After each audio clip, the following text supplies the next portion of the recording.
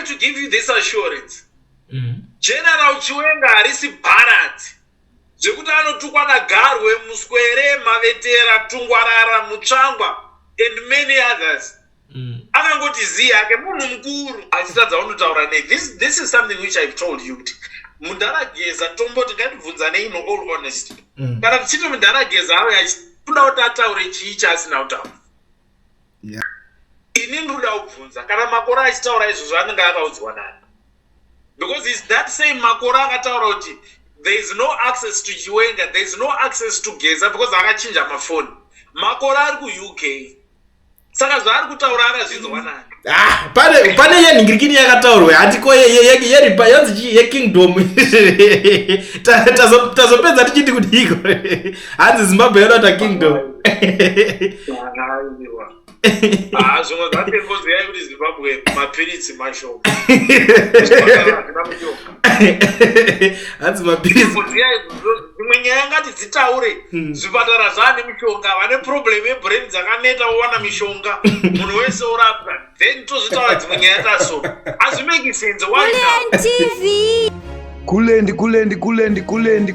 Kulendi. Bata nzeve dzeZANU-PF ndichibata mhuno tichirwera pasi munin'ina. Kuti Kulient ndo kuti politics. Right, nasi ndine zvakawanda zvatoro kunzwisaya pari kupisa pari hot, but ndisanda kuplayera, ndisanda kusanganisa ine phone call manyama yandoda kuita panapa. Ndiri kungoti kune vanhu vari muSouth Africa kana une nigirikini, une passport chete, une shungu dzekuti uruda kuregisterwa company wobvavhurwa FNB business account, zvato easy izvozvo. Bata owen education research akungoita zvinhu izvozvo like nothing, ungoti baba tora number dzake chete obva utomufonera, anokuitira utori kwauri ikoko zvekuti hauna work permit kana start permit dzanyaya dzekudhara. Saka usasaramba uchikumbira vanhu mabank account, ndokumbira ndisirwe mari yangu ndidai ayo, chingobata owen akuitire utori kwauri ikoko. Izve so contact him on the numbers that are showing on the screen. Kuda kuvhura hombe muri yeZimbabwe ndadzoka nhasi ndine another surprise and I would like you to listen very careful. Unozoti kana takutanga chibasa ichi tinenge tine kamwe kakuchimaster katinenge takuda kuchiita. So nhasi ndakufonera somebody kuti mumbonzwa zvinhu zviri kuitika. Unongozoti panapa ndo pamusha pepolitics, nyaya dzepolitics zotangira panapa ndo padzotenderera padzinogara. Right, sangana nevateereri comrade Traore. Yes, Comrade Kulenda, how are you? I'm good. Kurisei koko, harisei masango, dzirisei ndima. Well, thank you, man. Good to be on the show. Good, man. Nayo nyika yedu. Tinayo baba, the journey continues. Hey, todi zvoitwa sei. Zvakanakira kuti tinenge tine mika macomrade anenge ari vocal pachinhu. Saka tomboteka mbodai tomboconsulta macomrade anenge ari vocal pachinhu kuti todi patava panapa. Let me be honest with you. Yeah. Problem yevanhu vedu ndeyekuti vanoda kupuruzirwa nemanyepo. We need to be loyal people who are attentive to the instructions of the revolution. Because that is where our guidance comes from. Are you getting my point? Yeah. There's vanhu vari mentally weak. Mudhara zobwane chinhu chaakambotaura ari muparliament anoti half of the people in this room are fools. Haana kutaura mazita, but certain people were provoked. Why? Tine vanhu vanoto, just to make a reference of the issue in the Bible. Yeah. Vakafanana the story of Lot. As long as Lot's wife, as long as ukasabata maoko avo vanhu ivavo vanocheuka votoita chipwe chemunhu. Yeah. That is why we need to constantly make reference to the instructions which Mudara Geza, Mudara Knox Chiwenga gave us in line with how we move. We need to understand that as citizens of Zimbabwe, we are all in unison to the common denominator, Ekuti. ED has to go. Yeah. Political affiliation. Myself, I'm ZANU-PF. But I appreciate the role which Nelson Chamisa plays, the role which BT plays, and the role which other ZANU-PF activists play in contributing to the collective effort, Geza revolution, so that we work towards a better Zimbabwe, which will come into effect once Mnangagwa is gone. And you see, because we need to look at the common denominator. Chakaita kuti Mugabe aende chi. Ndo panotanga kuita come into play the effort ya Constantine Chiwenga, our beloved general, who was not greedy.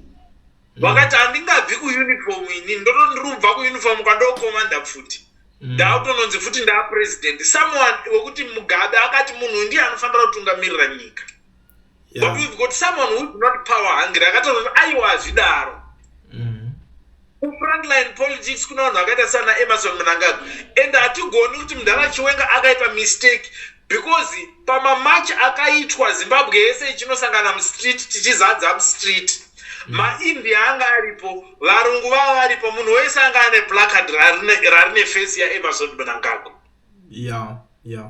Something which shows kuti General Chiwenga, him giving way kuti no, ina handikwanisi kutungamira kuita president for now, was in respect of the demands and the expectations of the masses. But we've got a case whereby Mudhara Chiwenga starts to speak against corruption. A reputation of my concerns akaitwa 2017 kuti corruption yasvika pakashata.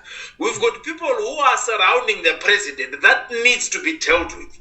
It does not make sense to speak against corruption without arresting people who are perpetrators or active members of corruption. Hence the need of dealing with people like Kudata Gwirei, Wiki Neuchivayo, Tungwarara, Garwe, and many, Vanana Ken Sharp, and many others that I have not mentioned now. Since the list is endless. No particular resistance. Ndo patinoona resistance vanhu ndo panotanga kuridzirwa vice president nana Garwe, vanana Mavetera, vanana Muswere, and many other notable figures who are active within active politics. So we've got people who are saying, why is Mudhara Geza quiet? I would like to pose this question here with Chamuru kuti Mudhara Geza akuudze ichi asina kutaura chii. Basically spoke about everything, Baba. Chingatosiyana mafiga chete. Pakuti pane tenda rakabva kubuda rekurenovheta mahospitals re439 million US dollars. Imwe richinopuhwa Tungwarara.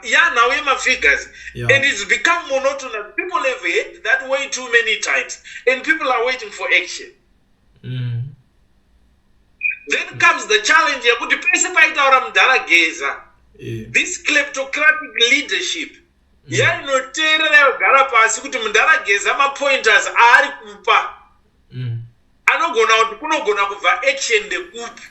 They would go and cripple those areas. That is why you saw many people being moved kuti uyabviswa kwakati uyaiswa kwakati. That was a sign of panic from the regime. Neutralize munhu wese who is for the constitution, who is for the people. So Mudhara Geza is quiet now. There is panic within the political corridors because havasi kuziva kuti what is going to hit them next. And I would like to give you this assurance. General Chiwenga harisi Bharat zvekuti anotukwa naGarwe, Muswere, Mavetera, Tungwarara, Mutsvangwa, and many others. Akangoti ziya ke munhu mukuru. General Chiwenga is not like Kulian. He's not like Traore woti ndikanotukwa ndobva ndati namai vako. He's a public figure. Every word that he says, people learn from it. Therefore, it's a spiritual matter. He waits for instruction. For instructions from the core pillars who control the levels of power as far as the foundations of Zimbabwe are concerned. Those are the people that inspired him prior. Vakataura chimbomira kuita president. It's not yet time. You get the point, because dai akamhanya kuita a move or if anything had happened. Vanhu vaisanzwisisa what we are dealing. But now Zimbabwe says in unison, it's in one accord, like what the Bible says in Acts chapter 2. That when the people were in one accord, the Spirit of the Lord.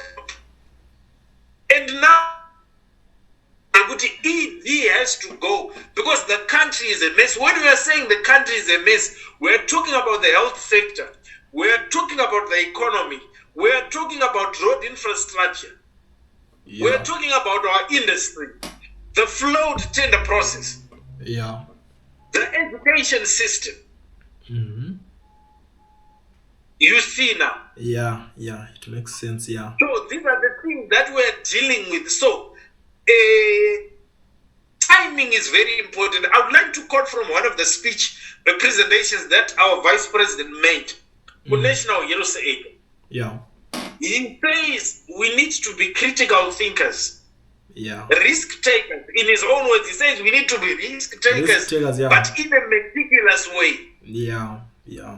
Shamari. Izvi zvakasiyana nekubvisa mufundisi wekuAFB.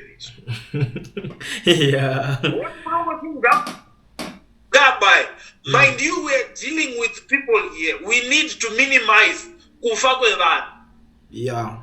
We need to minimize victimization of the people. People are dying. People are being fired. Look at people who have lost their jobs. Look at people who have lost their jobs. And many other sectors within government institutions for the sake of exposing corruption. So it has to be done in a systematic way that does not compromise movement of the economy. Because tikati wapinde nhasi tichidestabilize the economy, would have done much worse. And you get the point. And I bet. So this is what our people need to understand. Therefore, we've got people who have been bought. Vanhu vakafanana na Makore vave. Makore started off well. But Makore akaverengerwa mari. He's pushing and peddling propaganda. After all, mudhara Geza ari kurwara. Mudhara Geza ane ma-engagements ari kuita. Kuti adzoke bank kuZimbabwe. Nothing of that sort has ever happened. Mudhara Geza haiti U10 shaman. He's an intelligence person. Muna ane history. Yeku intelligence ane track record. Just so you can know, you should know. 2023. Kuchinzi kusainwe paper rekunzi iye aite candidate, presidential candidate. Mudhara Geza akaramba kusaina. I remember that. You're getting my point. And I bet. So, you cannot turn back on facts. Facts are stubborn. As long as she back on them facts. And you go to mangwana ndaitamba. Because it's things which are on record. Corruption. Joyce Matanda Moyo wekuzekwa akataura. Justice Matanda Moyo akataura. Zimbabwe is losing more than $2 billion every year. And in actual fact, it's $4 billion due to corruption. Saka mudhara Geza agona kuti ndaizotamba. Because muzvipatara hamuna mushonga, vanhu vari kufa nechirwere cheedzi izvi. Because hakusina mishonga. US yakakata aid. And Zimbabwe is a small country, which is just like the province of South Africa, KZN. Economy yedu is a country yangufana na economy ku South Africa. Ye Gauteng province. Saka nemari zosi zati now daita izvirana musha. Hapana munhu aifanira kushayiwa mari yonzi anonotora mishonga muzvipatara. Hapana munhu aishayiwa a privilege yekuti akarwara zvinenge anokwanisa kuitwa chemotherapy. But it's due to corruption. So Geza would be a fool to retract his statement. That's true. So these are things that happen behind corridors of power. Hence the need of always connecting with the right people that know things which are happening on the ground.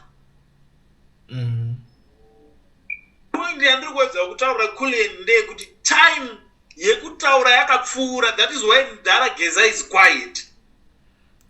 Chokwa. Ngatimbomira takabatirira pachitsidzo. nemapfiwa atakapakatiswa namudhara Geza. That is what's going to guide us. Yeah, but towards a better Zimbabwe. ipapo ichokwadi, but ko iye kuti ari kunzi mudhara Geza akaningirikinwa munoti wokudii nayo munoionawo senyeyo.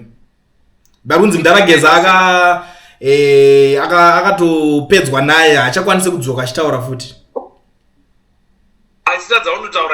This is something which I've told you. Mudhara Geza tomboti ngatibvunzanei in all honesty. Kana tichiti mudhara Geza ave achifunda kuti ataure chii chaasina kutaura. Yeah, akataura zvese. Yeah, that's true. Yeah, because vanga vachiti anzi akagurwa mapapiro. I think kana munogona makanzwa ningirikini yaposto Makore paakabva kutaura apa anzi Geza akagurwa mapapiro. Anzi mapapiro avanga ari kuarmy, so kuarmy bapiro rarasara anonzi Sanyatwe. Saka Sanyatwe paakabvawo murikuona vanhu vese varingoita sei varingobviswa 1-1 ndopainzi Sanyatwe neumwe wabuda achiti Sanyatwe ze sell out chinchi amene kana makainzwa ningirikini yacho. Ini ndoda kubvunza kana Makore achitaura izvozvo anenge akaudzwa nani? Because it's that same Makore akataura kuti there is no access to Chiwenga, there is no access to Geza because akachinja mafoni. Makore ari ku-UK. Saka zvaari kutaura akazvinzwa nani? Anenge achiti arimo kamuZANU-PF mumanhingirikini ma-connections emudhuze. No, mandikubvunza kuti connection inotaurwa naMakore ndeipi? Inini I was arrested in 2022 for telling the world Geza revolution haina kutanga nhasi. Vanhu vatanga kuzviziva nhasi, but the process long started way back. I was arrested in 2022 and it's on record. Google that kuti Malcolm Masarira. I was arrested for saying Mugabe was way better than ED. Try kuonesa vanhu before my elections kuti munhu uyu wrong 10. Yeah. So when we are talking about connected people, I know a voice which is more connected inini na Makore ndiani. I think what I would do I will connect you one day. I will tell you kana Makore akabatika ndombooningirikina momboita zvekumboonesa ipapo. I can't answer for Makore, but ndikangowana nguva umwe musi let's continue zvedu tichitaura tikuonesana. The best thing inini I speak things on record, my brother. Anditauri zvinhu kudiwa. Put Makore on conference call, push for that, organize for that, then we can have a conversation with Makore. Because Makore has been inconsistent. One of the times, Antaura to Mudhara Geza isimbi, zvese zviruitika is destabilize the vision 2030, that's why yabva yanyararwa. Ngatitaurire kuti tagwira zvaakutaura nawe 2030. Zvaakudzoka sei anga akataura achiti, zvibi hamuchanzwi futi 2030 ichiimbwa. A statement actually justify the continuity of the 2030 mantra. So he needs to tell us why that changed. Because Inina had long told people Tagwira is aiming for the presidency. More than 6 months ago, Chamisa is going to launch a political party. We need him in this game of effecting change in Zimbabwe. I said that, but I'm ZANU-PF. But Nakatauro, no, we cannot discredit someone who's got 2 million votes. Yeah. He's got a constituent of people. Yeah. And in Zimbabwe, there's ZANU-PF chat. ZANU-PF in 2 million votes. Chamisa has 2 million votes. So it's a stakeholder. He must come on the table and represent the people that he stands for. Chiwenga, then he represents the 2 million people that are coming from ZANU-PF. Then we make the way forward as far as rebuilding of Zimbabwe is concerned.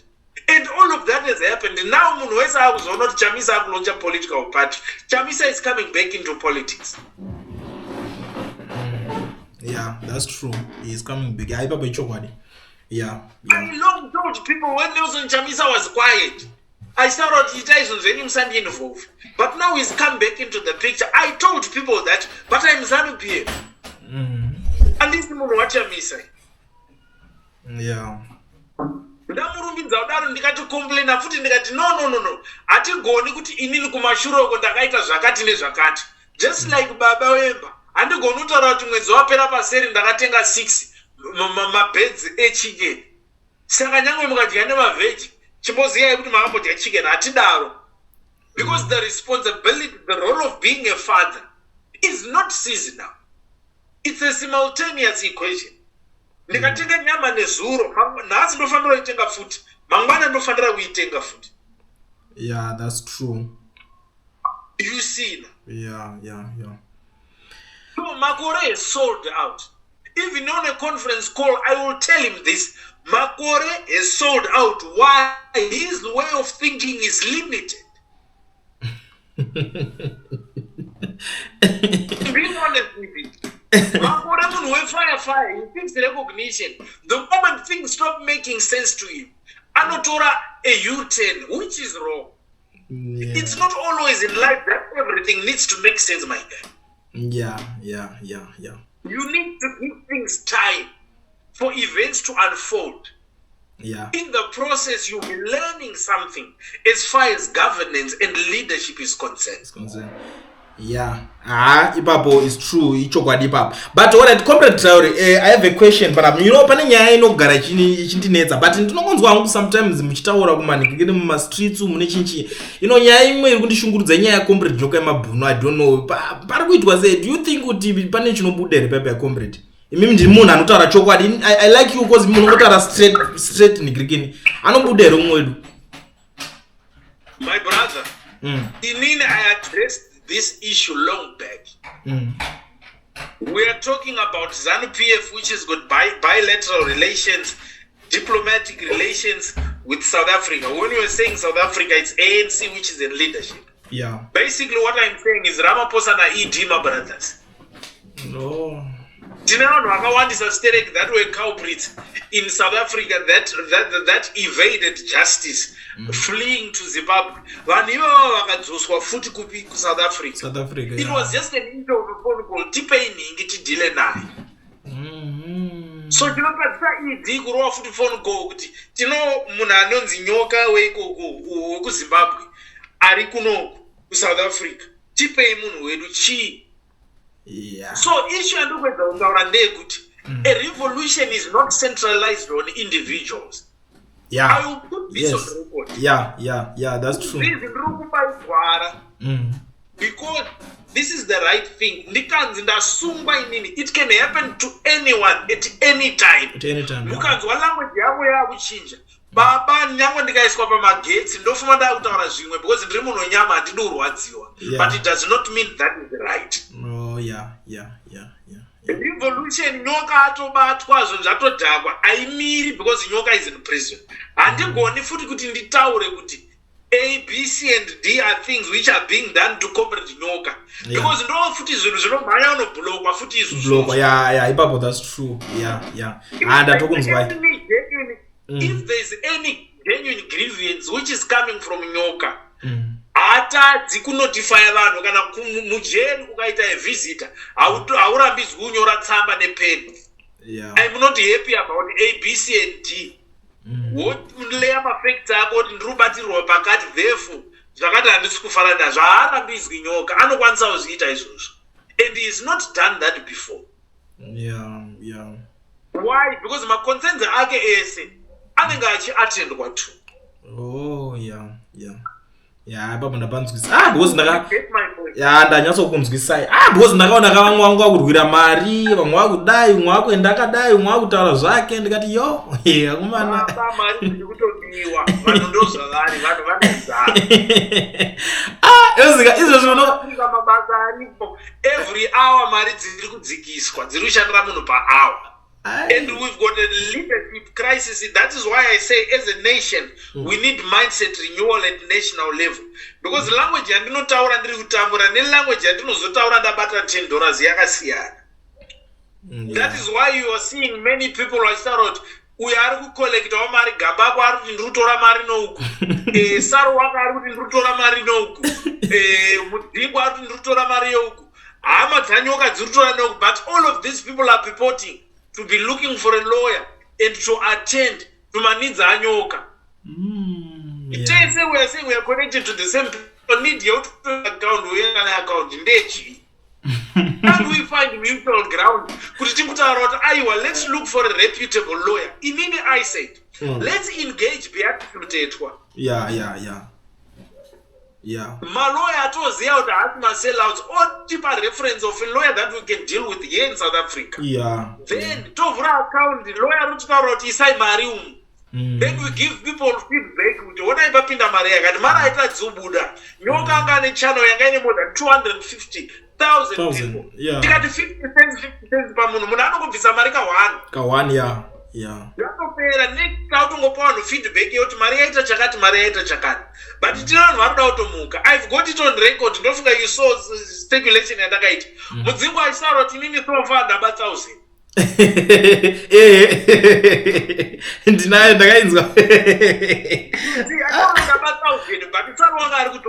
I'm saying we must not capitalize on a situation yatinenge tichifanira kuti tinge tichibatsira umwe wedu.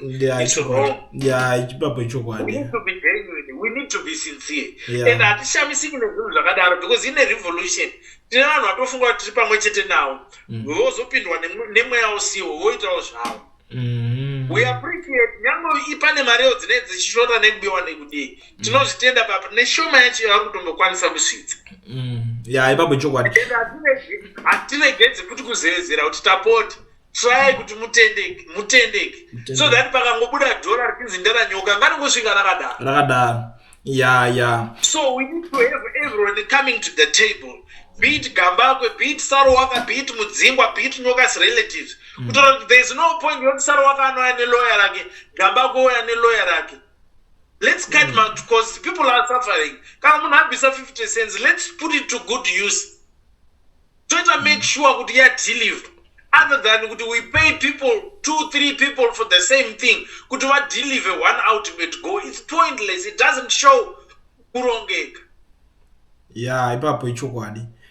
Yeah, and pane imwe nyaya futi yandakanzwi iri kundinetsa, you know, those guys chiri kungetika varongoti padiki onzwa kuti ningi atoningi nachigananda atotengwa nachigananda. But let's be very honest, comrade, we know ZANU-PF mashandiro inoita haishande zvechidofo zvekudaro. Mungatoo kudini nyaya iyoyi? Inini zvinotaka kundivhiringidza most of the time zvinondinetsa because vanhu vaya vanonzi intelligence itori intelligence zvemashuwa zvingotoka padiki panonzi ningi atochigananda atochidhila nechigananda. No problem yatiri kuita iwani.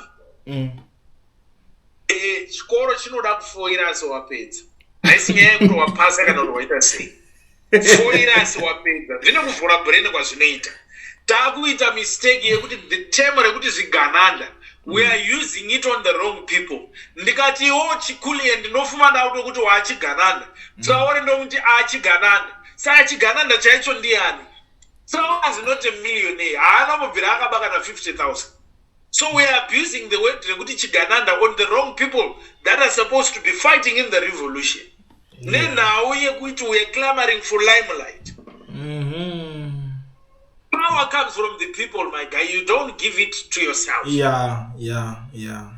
We must not have a habit of trying to discredit each other. Yeah. Ma media platforms akawanda shamari kune 0.5 media kune Coolient kune chi. Politics is all about numbers. A revolution is all about numbers. Uyo akatodhonza ari kwake uyo dhonza ari kwake zvakatokosha izvozvo. Tinokasikira kuita ma results at record time. Yeah.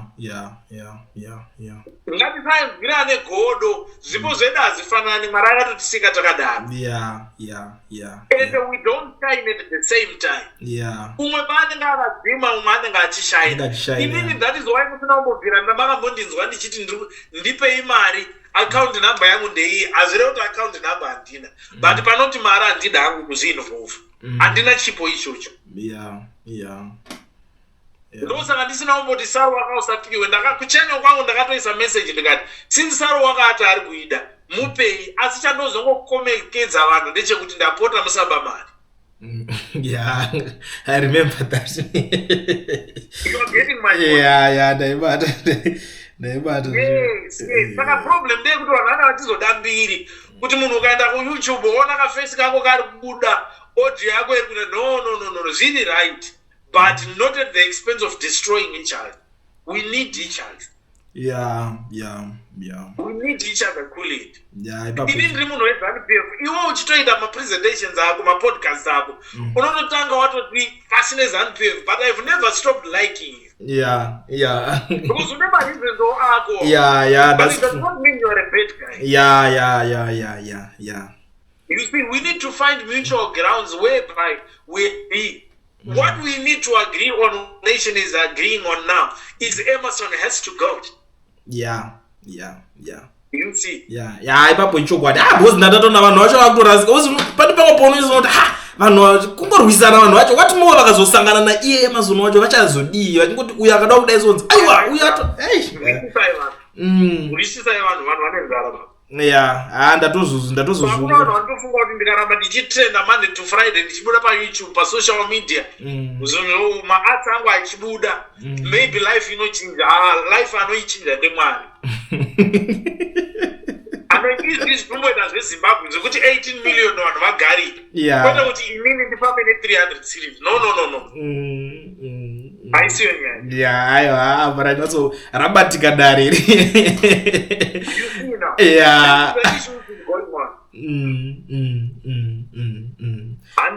aiwa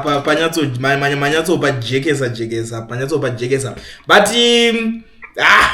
pane yenhingirikini yakataurwa hatiko yeripa yanzi yekingdom tazopedza tichiti kudiko hanzi Zimbabwe yodata kingdom. zvimwe zvatekoziyai kuti Zimbabwe mapiritsi mashoma hanzi mapiritsi imwe nyaya ngati dzitaure zvipatara zvane mishonga vane problem yebrain dzakaneta wowana mishonga munhu wese orapwa then tozvitaura dzimwe nyaya taso hazvimeki sense. Why now? Because ngatitarisei kuti Mutapa empire yanga ine influence yekusvika kupi. It will stretch into Mozambique. It will stretch into many Southern African countries, Southern African countries. Saka isusu tiri kuti kana munhu yeye achiti ndiye akupedza ngaapedzere nyika dzese. He must summon all key figures from all of these countries obva ataura ndinda achibaba. Then aisi nyaya yakashata, inyaya yakatonaka. We cannot erase history because taane WhatsApp, taane ma-earpods kana zviri right. Let's bring all stakeholders, not kuti chinhu chinei chingofamba nemunhu one chete. Aiwa zvidaro masvikiro enyika tinawo ngatiape mukana wekuti ataure handizveri because it's a spiritual thing. It's a spiritual thing. That's true. That person was spiritually backed. Mutapa king was spiritually backed. So ngatipei masvikiro mukana wawo kuti ataure nyika yese ichinzwa. Ndorengera ngowendi ndisaura kuti indainduswa wainduswa nani nguva irini. Hazvidaro ipapo ichokwadi. Totichi rabatika futi dare. I think if it's there ngazvisarohwa mudenga kana kuti vanhu voroverwa musaki. Ngadzive zvinhu zvakajeka zvinonzwisika nemunhu wese, be it muNdebele, muTonga, muZezuru, muKaranga, mumanyika. Language ngaisvike ibatike kune munhu wese. Toziva kuti midzi dzeZimbabwe dzeleadership kana zhinji dziri kubvira apa. How is it benefiting people? Zviri kuda kuachieva purpose ipi? You get the point. Ndaibata. Yes, that's what I think. I stand to be corrected also. I'm as much a human being like anyone else. Inini munoziva ina handacha correcta maZimbabweans kana vane chicorrecta vachauya zvavo vachitaura. But ipapo I want to thank you for having time. Mamboti ningirikena tingati panapa tichiti mamboti bless maZimbabweans vambonzwa voice renyu. I think manyatso mabata zvinhu zvakakosha zvekuti vazhinji havangotaurika. Kuti panapa tine vazhinji vanova vachitaurawo zvavo but pane mafacts nemanhingina mamuchitaura ekuti vazhinji havakwanisi kusvika vachitaura zvakadaro. I want to thank you. What I would just like to urge Zimbabweans in closing. Hands off Sanyatwe. Hands off Mdara Sanyatwe. Hands off General Chiwenga. Hands off Mdara Geza. Hands off Mdara Chiwenga. Let's not attack people who are tichitonida kuti vatibatsira kuti zvinhu zvedu tiite. Tikangoita mistake iyo hatina kuenda. Let's give things time. It's too early. We've been under usungwa utapwa for 45 years. Mwedzi mishoma gora hatisati tasvika. Why would people criticize Sanyatwe? Why would people criticize Geza, Mdala, General Chiwenga? Let's give it time. This is why we're extending the hand kuna Nelson Chamisa, we need everyone on board, be it BT, be it whoever, Jealous Maware, whoever. They must come on the table so that we map the way for Zimbabwe. Because Zimbabwe is not a private property. Never. Yeah. To move her forward. All right. Ngati criticize tine something tangible. Chekuti tinochitaura kune muZimbabwe yese kuti ninga hasi right because of this. Not kuti vanhu vaenda ku constituents kwa General Sanyatwa vachipa chikafu. Saka maida kuti General Sanyatwa varambe. Vanhu havasi kutambura, vari kufa nenzara. Yeah. Aiwa, chikafu munhu akatora nenhikirikina achida kubatsira hake philanthropic work kai vanhu ngavatopuwa. Ivhayo akauya akataura kuti kuleni ndinoda kupa 20,000 ufambise maweki. Kana wapuwa mari nawiki newo wobva wati wiki newo haisiri mbavha. You've got evidence iri kuratidza kuti wiki newo ari kuba mari. Tender process is flawed. It is benefiting certain individuals. Ndo patoziva kuti kuleni is compromised. Yeah. And you see, my brother. Thank you so much, Comrade Traore. All the best, my brother. God bless you. Keep on doing what you're doing. All right, sharp. Thank you so much. Sharp. So yeah, it was Comrade Traore. This time. But you know one thing, ndine ushingi hwakagochwa ndichakuya maguest achava futi panapa. But for now, let's meet in the comment section. Tell me what you think panenya taurwa zvataurwa zvese. I think and I wish kuti mune zvizhinjiwo zvamuda kutaura.